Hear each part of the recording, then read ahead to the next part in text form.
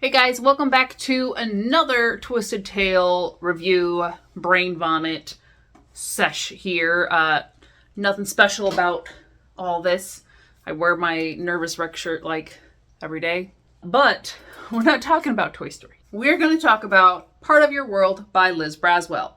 This is the fifth book that came out in the line of the Twisted Tale books. It did not disappoint. It didn't disappoint the first time, and I already knew that there was a lot of elements in this book that I really, really enjoyed, even though typically Little Mermaid set theme stories may not always tickle my fancy. Part of Your World, top 3 of the Twisted Tales. I am very sure about that. Where does it rank among those 3? We'll find out when I get to the ranking video very soon. But if you want to see where it ranked last time, I did do a video a few years ago now where I ranked and briefly reviewed the first 10 books. So everything up through On Birthday. And I know some things have changed. Some things have changed since then. I don't even remember the ranking myself, honestly, because I'm kind of wanting to surprise myself when I look at it again, but I can tell you, this one, top 3. So let's just jump into the premise. That way I can gush about everything I liked about this book and tell you why you should read it. Aside from the fact that you should just trust me at this point. Trust me, have I steered you wrong? I only read one type of book, so... No, I don't, but I only talk about one type of book, so... If you read those books... You're my people, maybe. Anywho, let's read this synopsis. What if Ariel had never defeated Ursula? It's been 5 years since the infamous Sea Witch defeated the Little Mermaid and took King Triton's life in the process. Ariel is now the voiceless queen of Atlantica, while Ursula rules Prince Eric's kingdom on land. But when Ariel discovers that her father might still be alive, she finds herself returning to a world and a prince she never imagined she would see again. Ariel soon learns that Ursula has been making the most of her role as princess, plotting, scheming, and waging outright war with the neighboring kingdoms. And after the disguised Sea Witch catches wind of Ariel's resurfacing, she threatens to obliterate both land and sea. Will Ariel be able to overthrow the murderous villain bent on destroying her home, along with the world she once longed to be a part of? Follow this tale of power, love, and a mermaid's quest to reclaim her voice. Why'd you have to add that tagline? No. Everything was fine up until we got to the follow her journey. I digress. Do what you guys gotta do to market your books. Part of Your World, we are in Ariel's point of view for the most part, but we do swap between her, Prince Eric, and occasionally Ursula. This takes place after the events of the movie, so I think it's 5 to 6 years since Ariel first went up on land without her voice to try and win Prince Eric's heart in the 3 days as per contract with Ursula, who obviously was sabotaging her, and in this case, she won. King Triton exchanged his life for his daughter's, which turned him into a polyp. Ariel thought he died. We assumed he was dead, but he was actually turned into one of Ursula's little garden creatures. Are these supposed to be? No, those are just seaweed. And she's kept him all this time. Meanwhile, Ariel, without her voice, has sort of been forced into the role of Queen of the Sea. And even though she is the youngest sister, nobody else wanted to do it. Everybody else kind of wanted to stay there. Happy-go-lucky mermaid life, being pretty, throwing parties. In a way, they made it as like punishment, since it was Ariel's fault that their father was taken away. They made Ariel queen without a voice. So she does have to learn sign language, which it's not 100% clear if the sign language did exist prior or if she sort of had to invent it She did spell out things with Atlantean runes, so their old, or I guess their actual, their used language. Let's put you here. Yes. But there were times where Ariel had to like think of how to sign something, and it could be, again, just she's recalling what the sign for it was, or trying to sign something close to it. Wasn't totally explained, doesn't need to be explained, but she did have to speak in sign language, and it was basically Sebastian and the seahorse Threll, who translated her proclamations or what have you when she was acting office. One of the best things about not only this time lapse, the 5 to 6 years since the events, but having put Ariel into such a responsibility heavy position, she has matured a lot. She still has elements of her that are impulsive, that reflect her sort of innocent childhood self, but she has come so far as a character off page already. And the other part of that is we're not rushing into anything with that naive teenager innocence, or rather hope.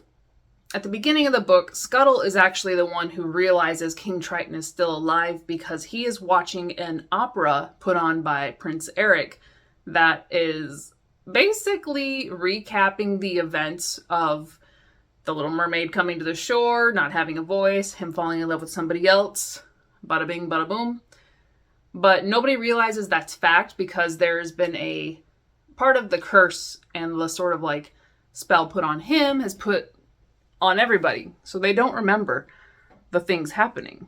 In the play, it is so accurate that when Scuttle sees it, he realizes that Triton might still be alive. So they follow Ursula and they're watching her in the window and they see her talking to King Triton in his little vial, I guess, not quite a jar, but like a little stopped vial. So Scuttle is the one who initiates this whole thing, which is kind of brilliant. Bird brain Scuttle coming to the rescue. They send message down to Ariel. Ariel comes up, again, still not being able to speak, so there's some like communication stuff going on. She has to take this chance to try and fix what she's done. And at this point, she doesn't start out thinking, I gotta save Prince Eric from Vanessa or / Ursula or do anything else. She's like, I have to get my father back and bring him home and he can be king again. And a part of this is also because like she never wanted to be queen. She doesn't want to keep doing it, but she does it out of the responsibility and sort of accepting that fate she created for herself. With Ariel being queen of the sea, she now has the Trident. Triton is the man. Trident is the object. She has the Trident, which allows her to change back and forth very easily. So much to the point that she's like, all my time, my father could have done this for me, and we would have avoided so many things. So she turns herself into a human, tries to sneak into the castle to find her father. Very direct, still very, not misguided, but naive to the situation. Like, she knew there was more guards before, but she thinks if she can just dress up as a servant, she can get through and find her dad. No, she is very quickly noticed. But in her escape from one of the guards, she runs into Carlotta, who recognizes her and is sort of fuzzy on some of the events, but still wants to help her out because she believes that Ariel has come back to fix things and save them. Ariel's still like, well, I have to save my father first and foremost. Like, she can't communicate that much because she's still mute. Carlotta dresses her up appropriately, not in just some like old water damaged dress and like mismatching things.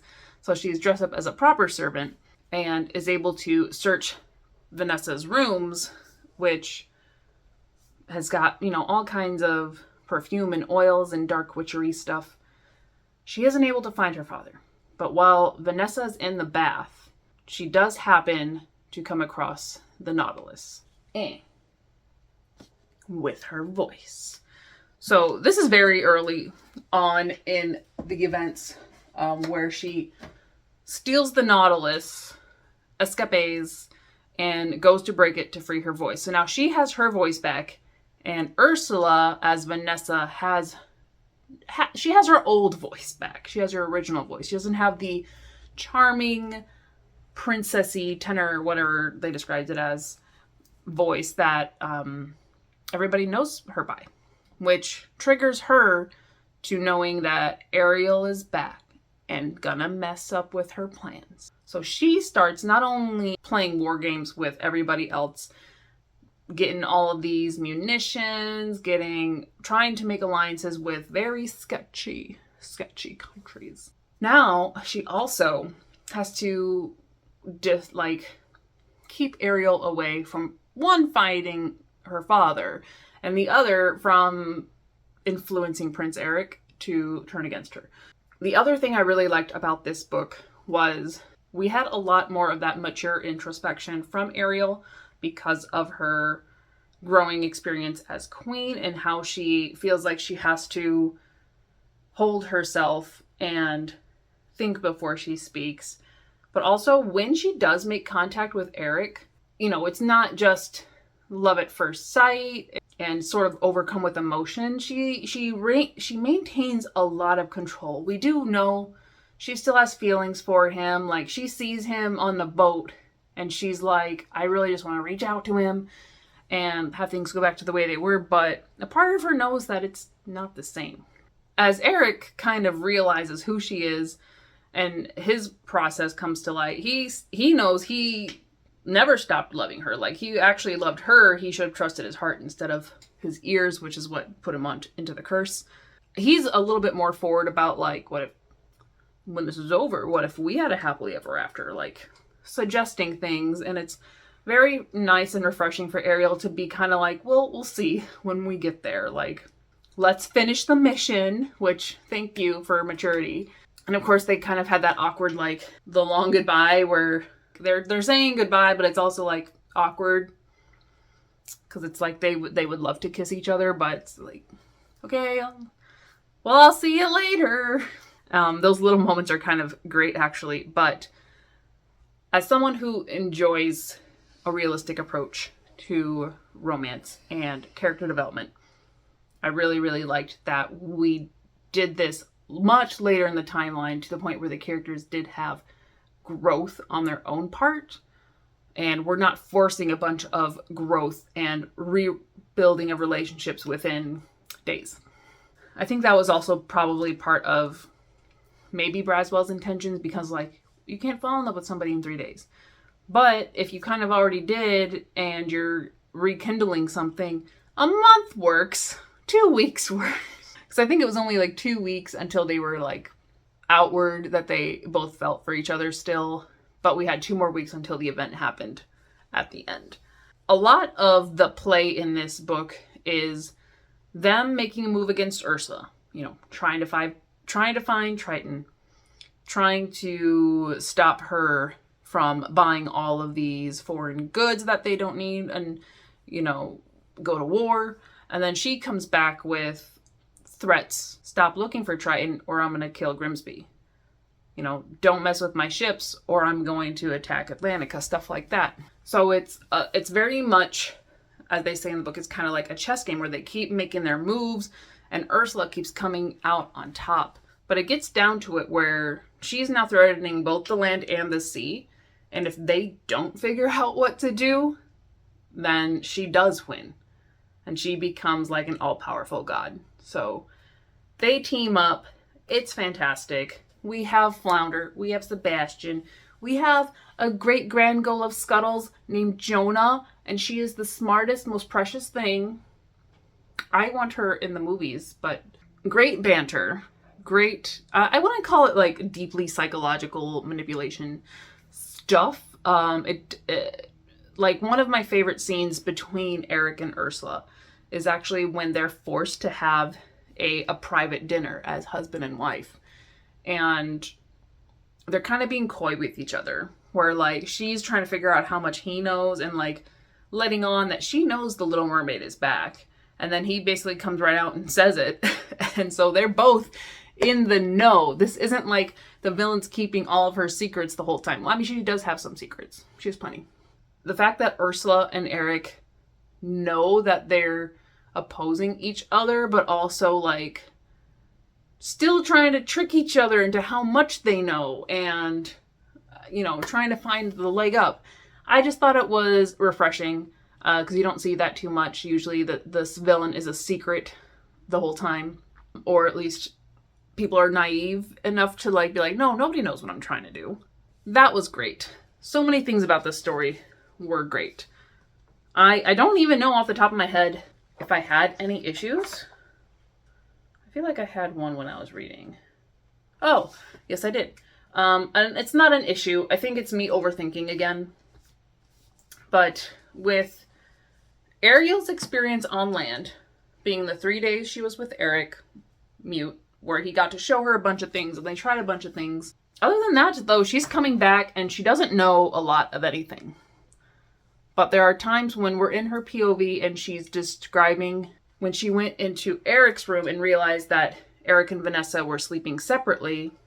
And she described it as not having, Vanessa's shoe half under the bed or her stole over the headboard, and just like little things where I'm like, do you have enough experience to have seen that? To know that that could be what a shared lover's room looks like? Because she's very innocent and not knowing about a lot of things like the currency, etc. But then she comes back and she knows. So again, I don't know if I'm overthinking it, but otherwise, really love this book. So I think that is all I have to say about Part of Your World by Liz Braswell. I loved it. Solid top 3. Maybe I don't even know which of the top 3 it is, but it is solid up there. And now I only have one more to reread. Just one more. And it's a chonker. It's a chonker. Straight on till morning with how many pages? 488. So about 13 more pages than the book I just read. And thankfully the audiobook just dropped for this, was it yesterday? Yeah, it was yesterday while we were out. So I can dual read and listen to this to get through it. I'm excited. I'm hoping that I like it more than I remember liking it the first time, but we'll find out in the next review coming up soon, straight on till morning. But let me know in the comments below what you guys feel about The Little Mermaid. Who is your favorite? We don't have to do favorites, I guess. Something about The Little Mermaid, comment it below. Put a dingle hopper in the comments if you got it this far. And if you know what that is, you're the real ones. But thank you guys for watching, and I'll see you guys in the next review. Bye.